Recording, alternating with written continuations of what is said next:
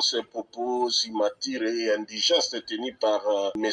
Kabouya devant la population boyomaise. Mais ce que je voudrais dire est que personnellement, Kabouya s'est tiré lui-même la balle au pied. Parce que le premier des élus, c'est d'abord le président de la République et ensuite, ce sont les élus nationaux et provinciaux ainsi que les sénateurs et gouverneurs. Mais de qui se moque-t-on finalement? Le président de la République connaît la ville de Kisangani et il sait que la ville de Kisangani souffre d'un déficit criant en électricité, ainsi que la première dame aussi lors de son passage, elle avait même cloué au sol l'ancien DG de la SNEL pour dire que sans la résolution ou sans que ce dernier ne trouve solution au problème du courant électrique, il ne pourra pas quitter Kisangani. Mais quel est le résultat aujourd'hui? La ville est totalement plongée dans les noirs. Ce sont les élites qui ont bloqué, comme les FCC et comme Katumbi aussi également. Nous nous posons aussi la question de savoir les programmes de 100 jours. Ce sont toujours les élites que nous sommes. Nous sommes venus à Kinshasa pour bloquer le développement de notre propre province et aussi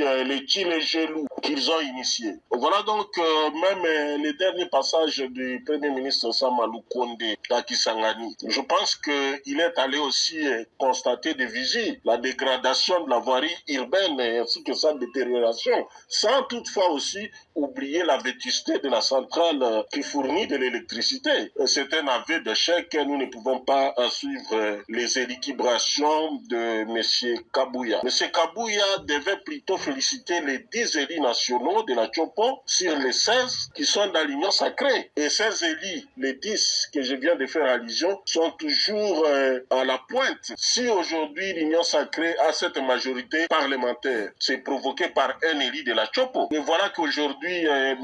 Kabouya, je ne sais pas par quelle ivresse ou par quelle mouche qu'il a piqué, au lieu même de remercier ces élus, voilà que aujourd'hui, ces élus, encore une fois, sont remerciés en monnaie de singe et que même les dernières ordonnances que le président de la République venait de signer pour nommer les mandataires des entreprises, nos élus de l'Union sacrée ne se retrouvent pas. M. Kabouya, au lieu de remercier les élus provinciaux pour avoir hissé l'hymne de l'air à la tête de la province de la Tchopo, il s'érige plutôt en donneur de leçons pour orienter le choix des Boyomais et Boyomais. J'ose croire que c'est une preuve de légèreté et d'ailleurs ça dénote son incapacité de transmettre la vraie idéologie que leur a légué les sphinx délimité Étienne Tshisekedi Wamulumba.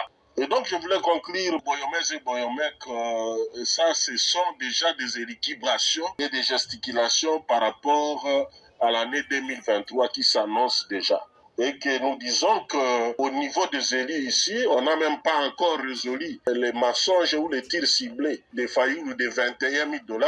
Voilà encore qu'un M. Kabouya, par manque de discours, il part encore jeter les pavés dans la mare pour aller distiller n'importe quoi. Nous ne demandons que respect à la province de la Tchopo, respect à ses dignes filles et dignes fils, respect aux élus de la Tchopo et respect aussi à la population de la Tchopo.